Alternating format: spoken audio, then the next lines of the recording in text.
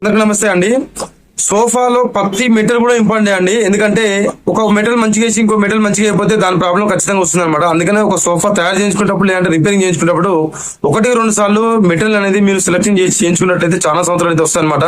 ఇందులో ఈ సిట్టింగ్ లో అయితే మనం అయితే బెల్ట్ కొడతాము, ఈ బెల్ట్ మంచిగా ఉందా లేదా అనేది కూడా చాలా మందికి అర్థం కాదు. కొంతమంది ఏంటంటే డౌన్ అయింది అంటారు, కానీ ఆ డౌన్ దేని కారణంగా అయింది అనేది కూడా చాలా మంది తెలియదు. ఈ సిట్టింగ్ లో వచ్చేసి బెల్ట్ కూడా ఇరిగిపోవచ్చు ఒక్కోసారి, లేదంటే బెల్ట్ కూడా లూజ్ అయ్యి తెగిపోయి ఉండొచ్చు, లేదంటే ఫోమ్ కూడా ఖరాబ్ అయ్యి ఆ కిందికి డౌన్ అనేది కావుండొచ్చు అనమాట. ఇలా ఒక కారణం కాదండి, 3-4 కారణాలతోని ఈ సోఫా సిట్టింగ్ అనేది డౌన్ అవుతూ ఉంటది.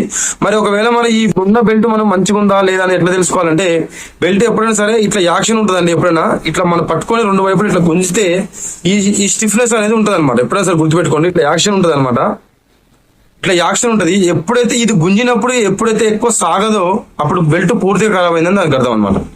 మనం ఎప్పుడన్నా ఏదైనా వస్తువు ఎండిపోయిన తర్వాత ఎలా గట్టితనం ఎట్లా గట్టిగా ఒక బిగించుకున్నట్టు ఎట్లా ఉంటుందో అలా ఉంటే ఖచ్చితంగా అది ఆ బెల్ట్ అనేది ఖరాబ్ అయి ఉంటుంది అన్నమాట. ఎప్పుడైతే ఇట్లా గుంజుతామో ఇట్లా గుంజినప్పుడు యాక్షన్ ఉంటుంది అనమాట. ఇట్లా స్టిఫ్నెస్ అనేది వస్తుంది.